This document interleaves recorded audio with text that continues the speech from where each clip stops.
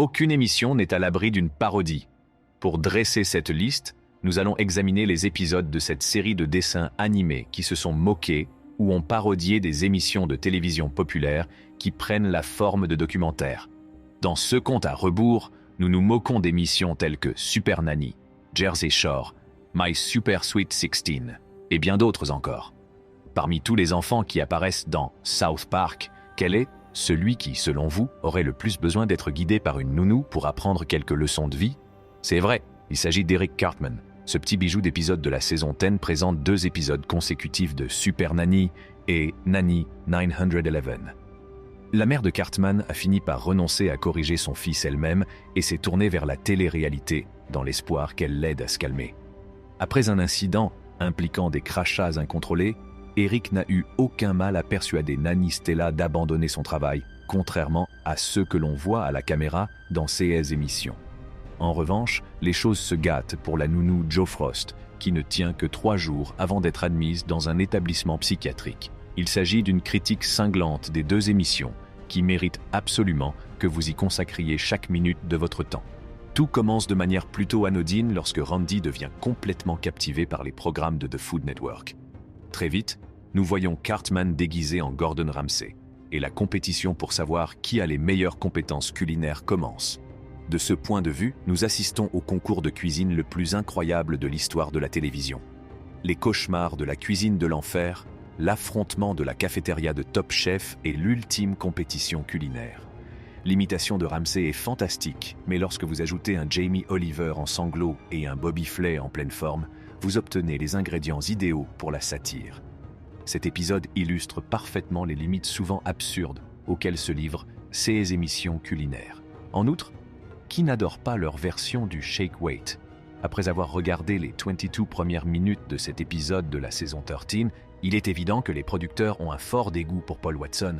L'émission ne mâche pas ses mots et se moque de Watson et de son émission de télé-réalité à succès Whale Wars, la guerre des baleines. Watson, qui est dépeint comme un manifestant paresseux et obèse, est montré en train de mordre la poussière d'une manière terrible lorsque Stan prend la relève en tant que capitaine du Sea Shepherd. Ce qui va suivre est un parallèle intéressant entre la défense sincère de l'industrie baleinière et la demande incessante d'attention et de célébrité qui en découle. Cela n'est jamais plus évident que lorsque les acteurs et l'équipe de Deadliest Catch se présentent pour entraver les efforts de Stan. Le spectacle fait un excellent travail en se moquant de ces émissions, tout en nous transmettant un message authentique et émouvant. Il y a eu une période où tout le monde semblait ne parler que des exploits de Snooki, The Situation et des autres membres de l'équipe de Jersey Shore. Il n'est donc pas surprenant que South Park ait décidé d'apporter sa propre contribution à l'émission de télé-réalité. Il ne faut pas longtemps à South Park pour s'embourber dans son propre drame lorsque les habitants du New Jersey commencent à immigrer. Le résultat hilarant de la transformation de Kyle en un habitant semblable à Polydée se trouve ici. La description de Snooki comme un monstre mystérieux, désireux de baiser à sec tout ce qui s'approche d'elle est cependant l'aspect le plus remarquable de ce portrait. Si vous incluez leur propre interprétation de l'infâme saut de table de Teresa Giudice, vous obtiendrez une parodie hilarante. La manière dont le personnage principal, Honey Boo Boo, et sa famille ont été représentés dans Here Comes Honey Boo Boo était très controversée. Il s'agissait d'une offre mûre qui ne demandait qu'à être cueillie, quelle que soit l'opinion que l'on pouvait avoir à son sujet. L'épisode de South Park que j'ai regardé exagérait un phénomène que beaucoup d'entre nous avaient déjà vu par un facteur de 1000. Lorsque Kyle regarde la série pour la première fois, il est choqué de voir comment les personnages de Mama June et Honey Boo Boo elle-même sont représentés à l'écran. L'épisode n'est pas seulement divertissant, mais il délivre aussi un message sérieux sur la déchéance de la télé-réalité. Ce message montre à quel point la télé-réalité est tombée bas. Qui n'a pas un faible pour une bonne vieille fête costumée? Il s'avère que Satan lui-même aime tellement cela qu'il décide d'organiser une grande fête en enfer. L'ensemble du processus d'organisation, l'exécution et même la fête elle-même sont autant de clins d'œil à l'émission de MTV My Super Sweet 16. L'épisode contient des exemples de tous les tropes de l'émission. Nous avons préparé un énorme gâteau, une liste d'exigences scandaleuses, une liste d'invités soigneusement dressés et même un trône colossal pour le très titré Satan. Tout cela sans le comportement gâté de l'original. En outre, le film présentait un portrait de Steve Irwin qui a suscité une vive controverse peu de temps après sa triste mort. Avez-vous déjà vu un épisode de l'émission I Shouldn't Be Alive? Il s'agit d'une de CES émissions de télé-réalité qui prend des récits réels de personnes ayant survécu à des situations terribles et les reconstitue en y ajoutant beaucoup de narration pour un effet plus dramatique. Cet effet est celui qui, parfois, semble être un peu plus substantiel que CE qui est nécessaire à la narration. C'est pourquoi South Park en a profité pour nous offrir cette parodie amusante. L'intrigue de l'épisode est assez similaire à celle de l'émission dont il se moque, sauf qu'au lieu que les personnages survivent à une épreuve terrifiante, il s'agit d'une représentation exagérée de la frustration des garçons lorsqu'ils tentent de faire de la tyrolienne. Le fait que le narrateur original, Eric Meyers, prend la voix du conteur rend l'écoute encore plus agréable. En outre, certaines des reconstitutions comprennent de véritables acteurs jouant le rôle des jeunes gens. S'il y a une chose que Cartman apprécie plus que l'argent, c'est d'être en position d'autorité. Eric se donne à fond après avoir eu l'opportunité d'être le nouveau surveillant de l'école.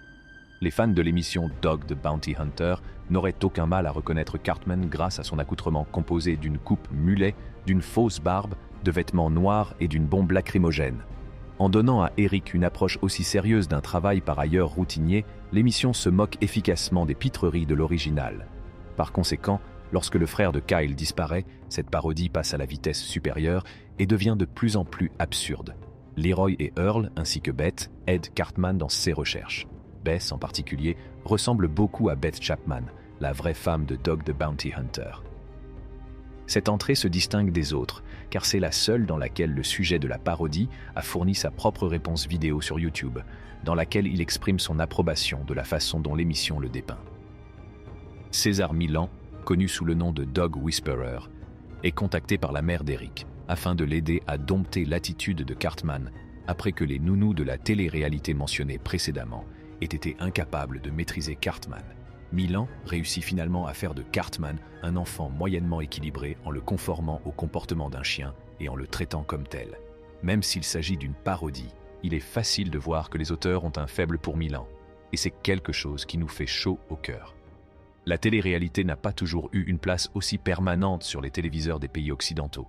En revanche, au XXIe siècle, il est pratiquement impossible de passer une journée entière sans regarder au moins une émission de type documentaire, que ce soit à la télévision ou par le biais d'un service de diffusion en continu. C'est un coup de génie comique de la part de South Park que d'offrir aux téléspectateurs un épisode révélant que la planète Terre tout entière est en fait une gigantesque émission de télé-réalité à laquelle l'univers peut assister. Compte tenu de la popularité de l'émission, ce sont les garçons qui découvrent la réalité, à savoir que l'émission est sur le point d'être annulée, ce qui entraînera l'anéantissement imminent de la Terre. C'est un détournement intelligent du format traditionnel de l'émission de télé-réalité, et avouons-le, qui n'a pas envie de voir un taco extraterrestre qui crache de la crème glacée? C'est tout pour cette vidéo. Si vous voulez en voir d'autres, appuyez sur le bouton s'abonner.